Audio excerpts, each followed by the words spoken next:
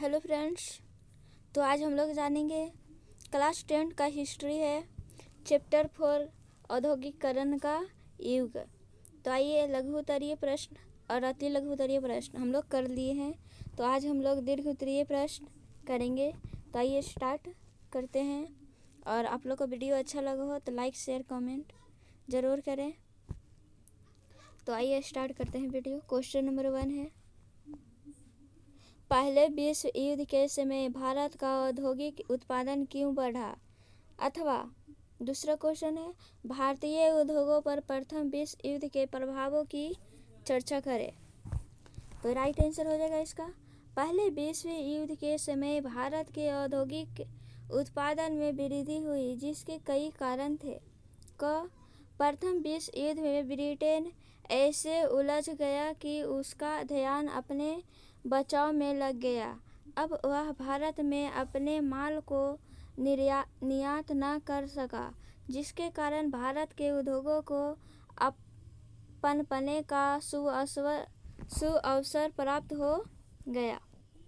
ख है, इंग्लैंड के सब कारखाने निर्यात की विभिन्न चीज़ों बनने की बजाय सैनिक सामग्री बनाने में लग गए, इसलिए भारतीय उद्योगों को रातों रात एक विशाल देशी बाजार मिल गया।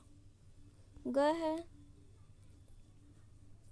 एक विशाल देशी बाजार मिलने के अतिरिक्त भारतीय उद्योगों को जब सरकार द्वारा भी अनेक चीज़ों जैसे फौज के लिए वर्दियाँ, बूट आदि बनाने, टेंट बनाने, घोड़ों के लिए अनेक प्रकार का सामान बनाने के आदि के ऑर्डर मिल गए, तो उनमें नई जान आ गई। जैसे जैसे युद्ध आगे बढ़ता गया, भारतीय उद्योग भी प्रगति करते गए। घ है, पुरानी कारखानों के साथ साथ बहुत सारे नए कारखाने खुल गए, जिससे उद्योगपतियों को ही नहीं वरन मजदूरों और कारीगरों की भी चांदी हो गई।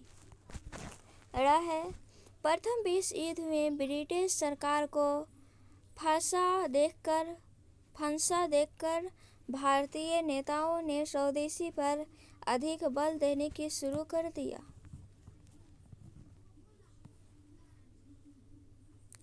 क्वेश्चन नंबर 2 है,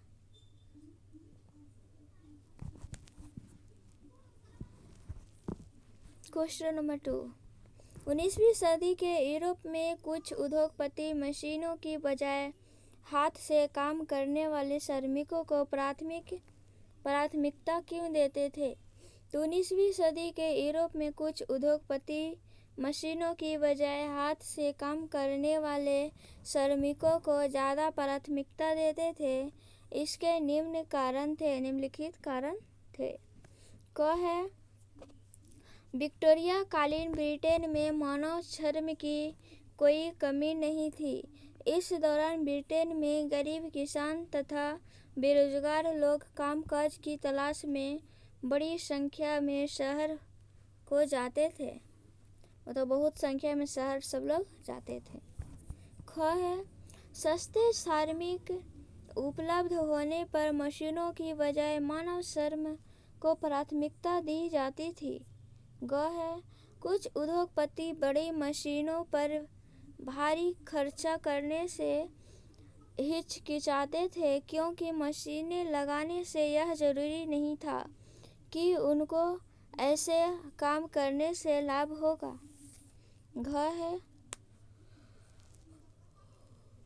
कई उद्योग ऐसे थे जहां श्रमिकों की मांग मौसमी आधार पर बढ़ती रहती थी, जैसे गैस घरों, शराब खानों, बंदरगाहों में जहाज़ों की मरम्मत और साफ सफाई। ऐसे उद्योगों में उद्योगपति मशीनों की बजाय मजदूरों को ही काम पर रखना पसंद करते थे। ड़ है, कुछ उत्पाद जो मशीन की बजाय केवल हाथ से ही तैयार किए जा सकते थे, ऐसे उद्योगों में मजदूरों का प्रयोग अपरिहार्य था। च है, विक्टोरिया कालीन ब्रिटेन में कुलीन और पूंजीपति वर्ग हाथ से तैयार की गई वस्तुओं को ही ज़्यादा पसंद करते थे। इस कारण से भी कुछ उद्योगपति मशीनों की बजाय हाथ से काम करने वाले श्रमिकों को ज़्यादा महत्व देते थे।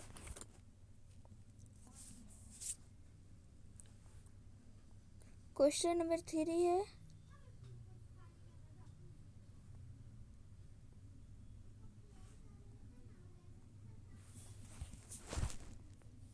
ईस्ट इंडिया कंपनी ने भारतीय बुनकरों से सूती और रेशमी कपड़े की नियमित आपूर्ति सुनिश्चित करने के लिए क्या किया? तो इसका राइट आंसर हो जाएगा, ईस्ट इंडिया कंपनी ने भारतीय बुनकरों से सूती और रेशमी कपड़े की नियमित आपूर्ति सुनिश्चित करने के लिए कई महत्वपूर्ण कार्य किए। क निर्यात व्यापार में बहुत सारे भारतीय व्यापारी और बैंकर की भूमिका सराहनीय थी।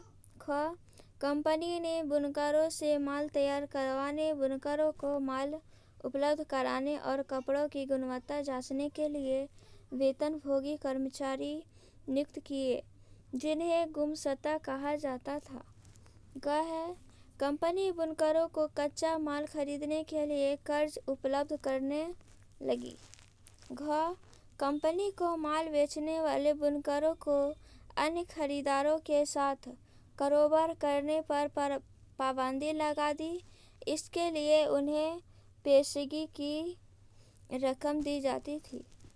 अड़ा है महीन कपड़े की मांग बढ़ने के साथ बुनकरों को अधिक कर्ज दिया जाने लगा। ज़्यादा कमाई की आस में बुनकर पेशगी अस्वीकार कर लेते थे। चाहे भारत में बने कपड़े को हासिल करने के लिए कंपनी ने अपने अन्य यूरोपीय प्रतिद्वंदियों जैसे फ्रांसीसी, डच और पुर्तगालियों को प्रतियोगिता से बाहर करने की नीति अपनाई। 6 है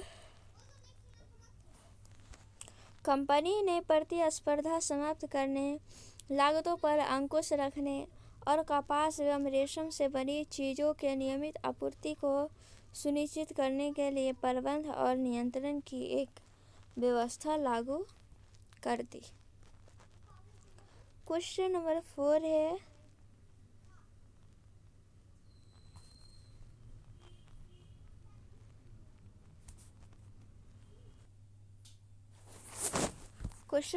है, औद्योगिकरण एक मिश्रित वरदान था, उदाहरण देकर स्पष्ट करें। इसका राइट आंसर हो जाएगा, औद्योगिकरण के सकारात्मक प्रभाव निम्नलिखित है।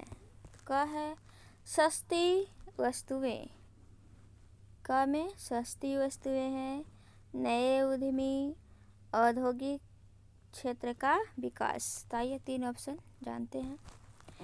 क है मशीनी द्वारा बनी वस्तु सस्ती व उत्तम होती थी, अतः उपनिवेशों के लोग उत्तम तथा विभिन्न प्रकार की वस्तुएं खरीद सकते थे। औद्योगिकरण की प्रक्रिया ने भारतीय उद्यमियों को कारखाने में अवसर प्रदान किए। यद्यपि ये नए उद्यमी थे, फिर भी वे अच्छी कमाई करने लगे थे। विदेशियों के आगमन से पूर्व बहुत से लोग कृषि पर लगे हुए थे, परंतु औद्योगिकरण ने उन्हें दूसरे क्षेत्रों में काम करने का अवसर प्रदान किए। औद्योगिकरण का नकारात्मक प्रभाव है, क्या क्या पड़ा है? तो घ में है श्रमिकों का जीवन। तो औद्योगिकरण की प्रक्रिया अपने साथ नवोदित औद्योगिक श्रमिकों के लिए कष्ट भी लेकर आई। इनका सबसे बुरा प्रभाव बुनकरों पर पड़ा। बुनकरों पर प्रत्यक्ष नियंत्रण रखने के लिए कंपनी ने पेशगी की व्यवस्था प्रारंभ कर दी। अड़ा है निर्यात बाजार का ठप होना। औद्योगिकरण से पूर्व भारतीय व्यापारी विश्व के विभिन्न देशों में अपने उत्पाद निर्यात करते थे, परंतु मशीन से बने कपड़े की आने से उनका विश्व बाजार ठप हो गया। च है अस्थायी बाजार का सिकुड़ना। अस्थायी बाजार का सिकुड़ना। तो मशीन से बने कपड़े उत्तम तथा सस्ते थे, अतः निर्माता उनके साथ प्रतिस्पर्धा करने में असफल रहे। इससे विश्व बाजार के साथ साथ उनका स्थानीय बाजार भी ठंडा पड़ने लगा। क्वेश्चन नंबर 5 है, लास्ट है, दीर्घ उत्तरीय प्रश्न। जितना भी क्वेश्चंस बन रहे थे तो मैं सारा का सारा करा दी हूँ। लास्ट क्वेश्चन है 5, तो ये करते हैं।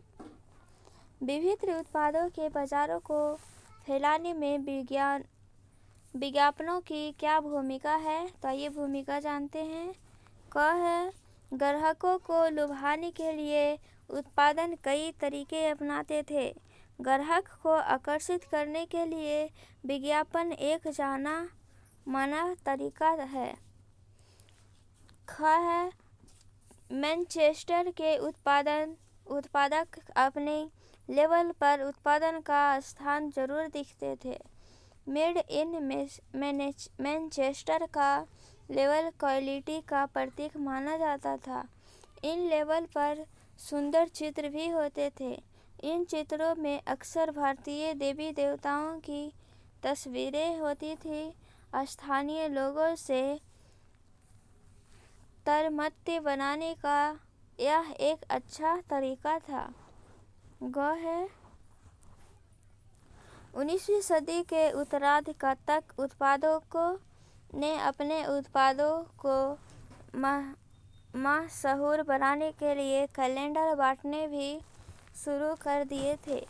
किसी अखबार या पत्रिका की तुलना में एक कैलेंडर की शेल्फ लाइन लंबी होती थी। यह पूरे साल तक ब्रांड रिमाइंडर का काम करता था। घ है भारत के उत्पादक अपने विज्ञापनों में अक्सर राष्ट्रवादी संदेशों को प्रमुखता देते थे ताकि अपने ग्राहकों को सीधे तौर पर जोड़ सकते थे। तो thank you friends, next video मिलते हैं।